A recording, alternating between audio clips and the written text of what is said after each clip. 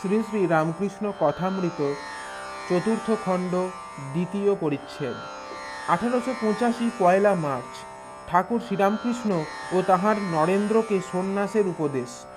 নরেন্দ্র আসিয়া প্রণাম করিয়া বসিলেন। শ্রীরামকৃষ্ণ নরেন্দ্রের সঙ্গে কথা কহিতেছেন।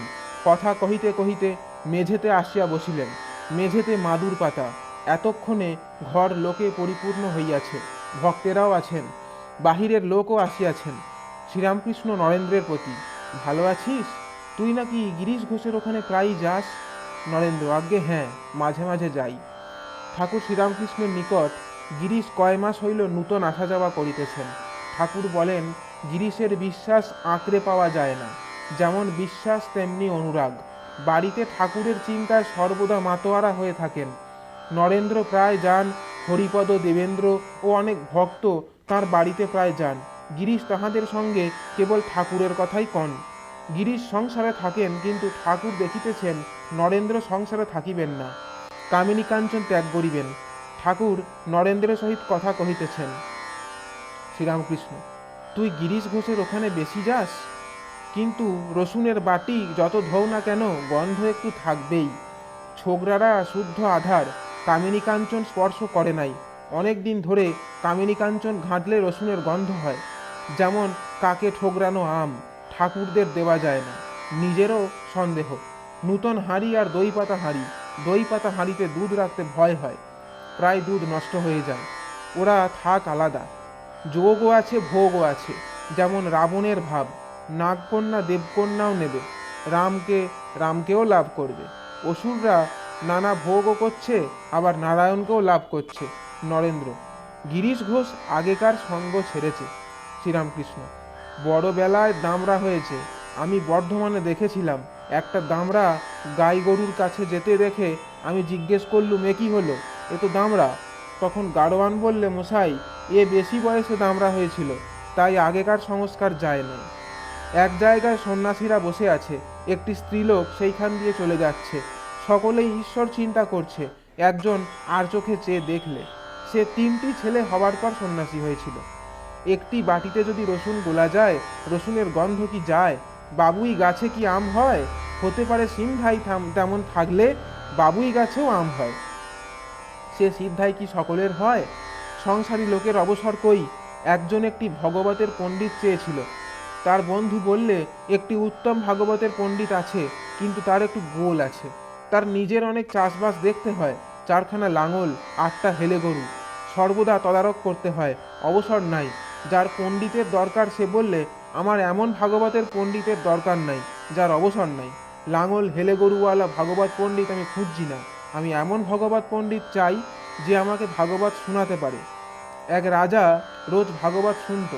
পণ্ডিত পড়া শেষ হলে রাজাকে বলতো, রাজা বুঝেছ? রাজাও রোজ বলে, আগে তুমি বোঝো। পণ্ডিত বাড়ি গিয়ে রোজ ভাবে, রাজা এমন কথা বলে কেন যে তুমি আগে বোঝো। লোকটা সাধন ভজন করত, ক্রমে চৈতন্য হলো। তখন দেখলে যে হরিপাদপদ্মই সার, আর সব মিথ্যা। সংসারে বিরক্ত হয়ে বেরিয়ে এলো। কেবল একজনকে পাঠালে রাজাকে বলতে যে, রাজা, এইবার বুঝেছি। তবে কি এদের ঘৃণা করি? না, ব্রহ্মজ্ঞান তখন আনি। তিনি সব হয়েছেন, সকলেই নারায়ণ, সব জনেই মাতৃজনী। তখন বেশ্যা ও সতীলক্ষ্মীতে কোনো প্রভেদ দেখি না। কি বলবো, সব দেখছি কলাইয়ের ডালের খদ্দের। কামিনী কাঞ্চন ছাড়তে চায় না। লোকে মেয়ে মানুষের রূপে ভুলে যায়, টাকা ঐশ্বর্য দেখলে ভুলে যায়, কিন্তু ঈশ্বরের রূপ দর্শন করলে ব্রহ্মপদ তুচ্ছ হয়। রাবণকে একজন বলেছিল, তুমি সব রূপ ধরে সীতার কাছে যাও, রামরূপ ধরো না কেন? রাবণ বললে, রামরূপ হৃদয়ে একবার দেখলে রম্ভা তিলোত্তমা এদের চিতার ভস্য বলে বোধ হয়। ব্রহ্মপদ তুচ্ছ হয়, পরস্ত্রীর কথা দূরে থাক।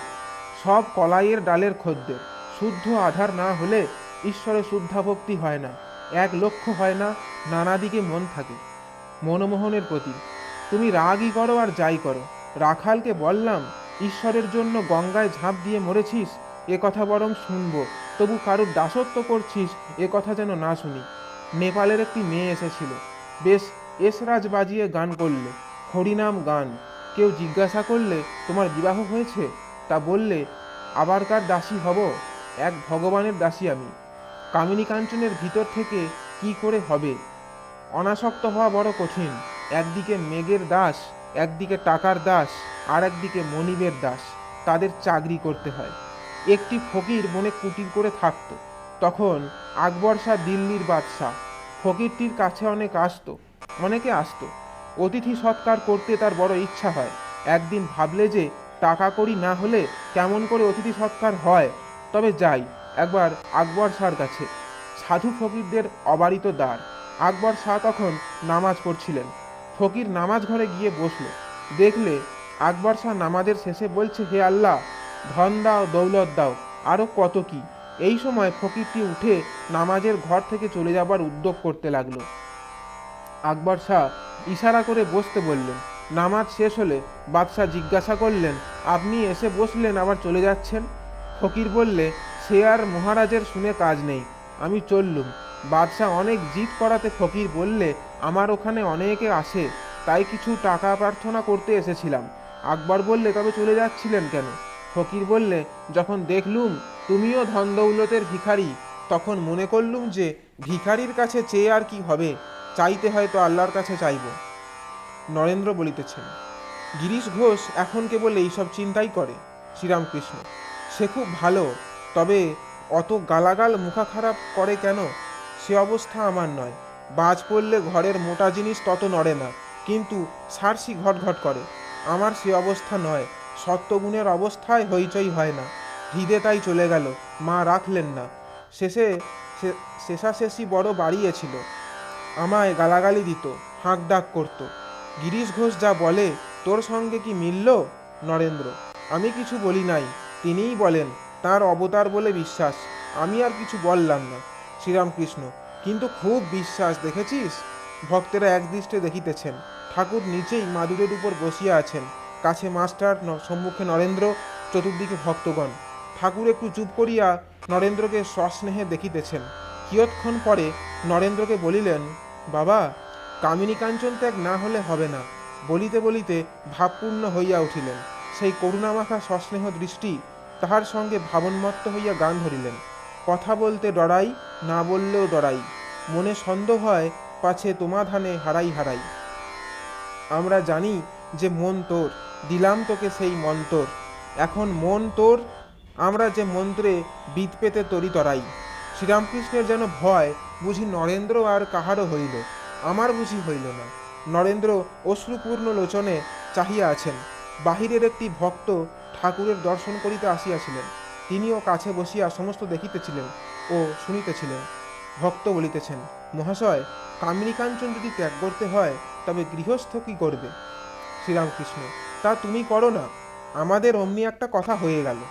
মহিমাচরণ চুপ করিয়া বসিয়া আছেন, মুখে কথাটি নাই। শ্রীরামকৃষ্ণ মহিমার প্রতি, এগিয়ে পড়ো, আরও আগে যাও, চন্দন কাঠ পাবে, আরও আগে যাও, রূপার খনি পাবে, আরও এগিয়ে যাও, সোনার খনি পাবে, আরও এগিয়ে যাও, হিরে মানিক পাবে। এগিয়ে পড়ো। মহিমা, আজ্ঞে টেনে রাখে যে, এগুতে দেয় না। শ্রীরামকৃষ্ণ সহাস্যে, কেন, লাগাম কাটো, তার নাম গুনে কাটো, কালী নামেতে কালপাস কাটে। নরেন্দ্র পিতৃবিয়োগের পর সংসারে বড় কষ্ট পাইতেছেন, তাহার উপর অনেকে তাল যাইতেছে। ঠাকুর মাঝে মাঝে নরেন্দ্রকে দেখিতেছেন। ঠাকুর বলিতেছেন, তুই কি চিকিৎসক হয়েছিস? শতমারি ভাবদ্বৈদ্য, সহস্রমারি চিকিৎসক। সকলের হাস্য। ঠাকুর কি বলিতেছেন, নরেন্দ্রের এই বয়সে অনেক দেখাশোনা হইল, সুখ দুঃখের সঙ্গে অনেক পরিচয় হইল। নরেন্দ্র ঈষৎ হাসিয়া চুপ করিয়া রহিলেন। জয় ঠাকুরমা স্বামীজি।